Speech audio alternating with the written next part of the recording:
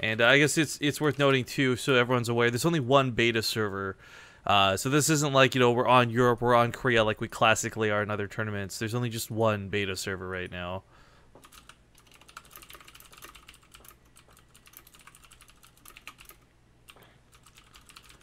Okay, I don't know what Mario's new Twitter is.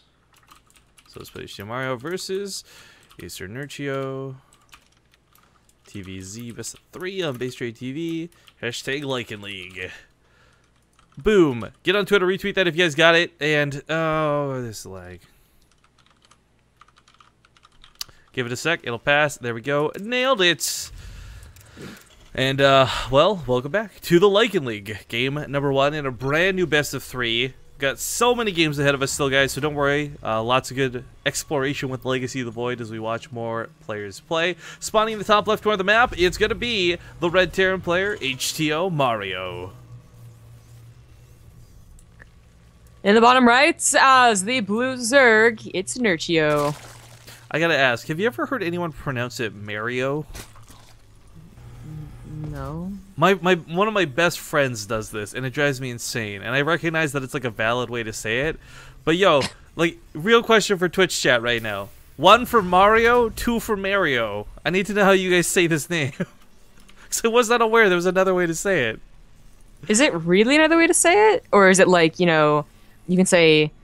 Tomato, tomato. Some people say no, tomato. I was thinking more Phil. like, you know how like people are naming their children really weird names? Either they spell it weird and it's pronounced the same way, or it's spelt this, or the opposite. I actually forget what I did. But anyways, you know what I mean, right?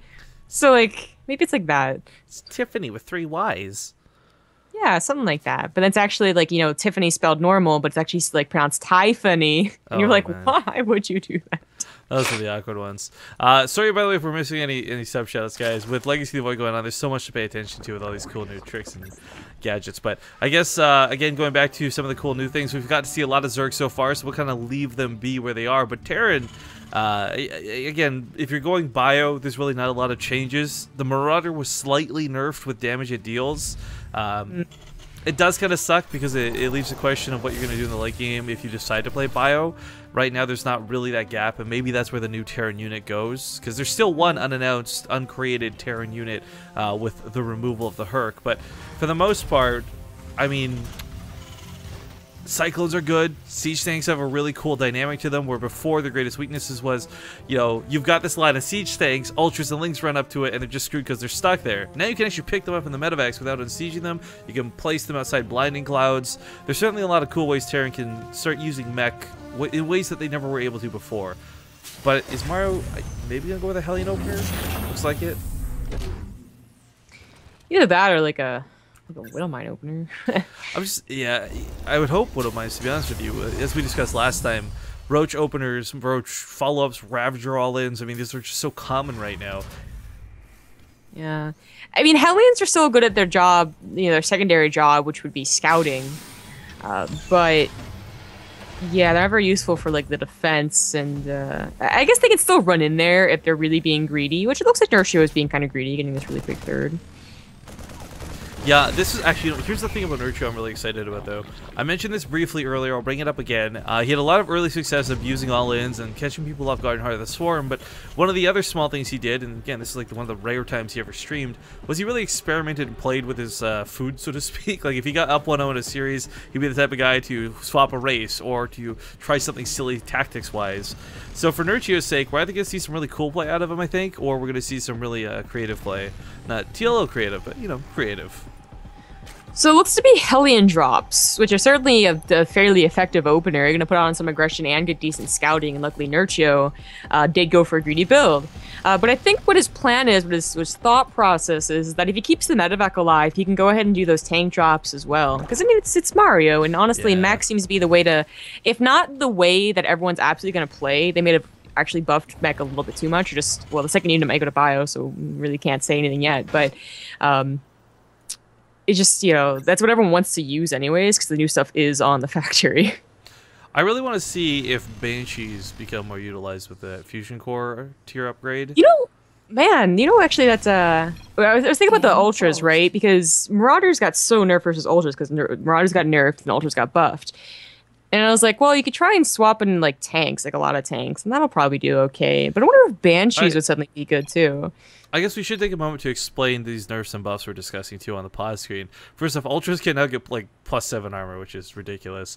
But secondly, and more importantly, the Marauder attack was split into 2 different attacks. So instead of 1 attack hitting for, say, 15 with armor reducing it by 1, it's 2 attacks hitting for less that have the armor basically reduce it twice. So the armor becomes twice as effective, and units like Ultras, which are insanely armor heavy, really reduce the Marauder's capability for damage.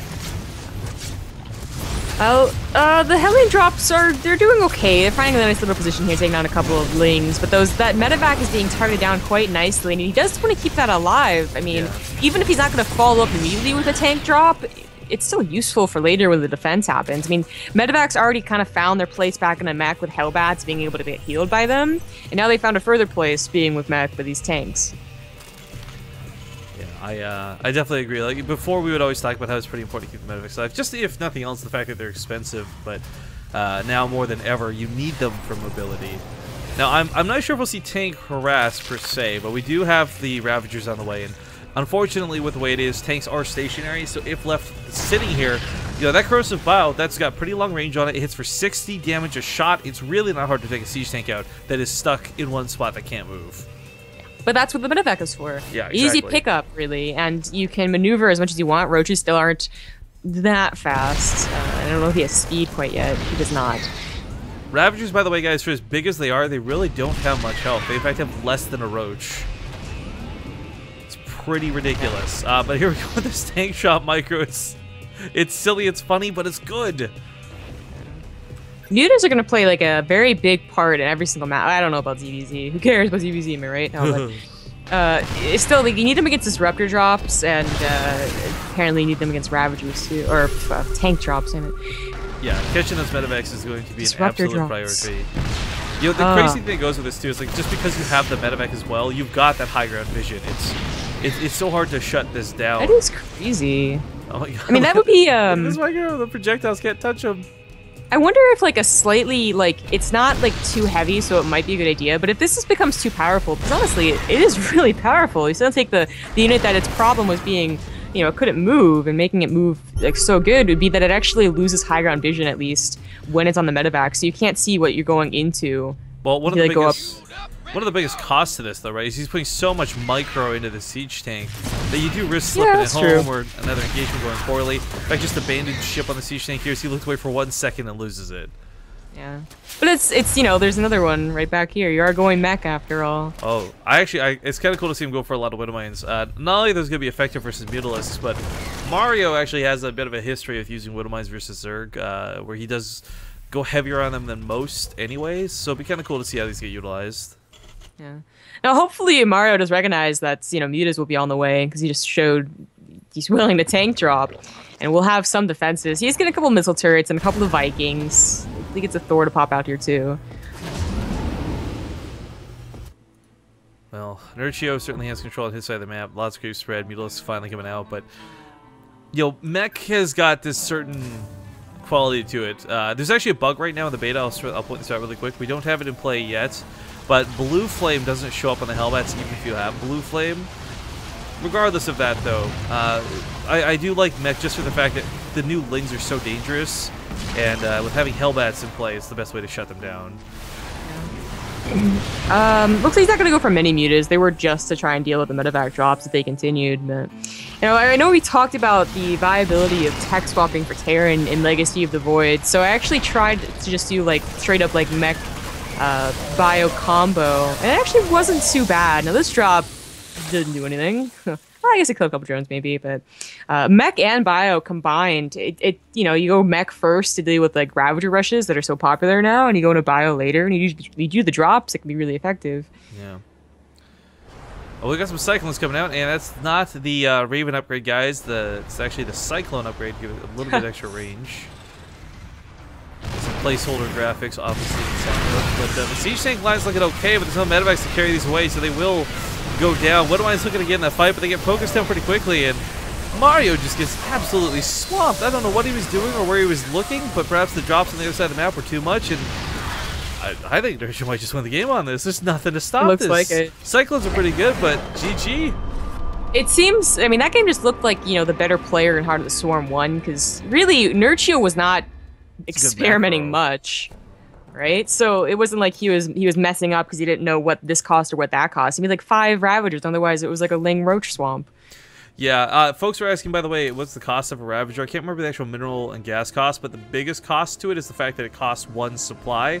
Roaches, as everybody knows, are already pretty supply inefficient in the first place. The fact that you have to turn a roach into a Ravager and it adds a supply on top of it makes it even worse. But Mario, man,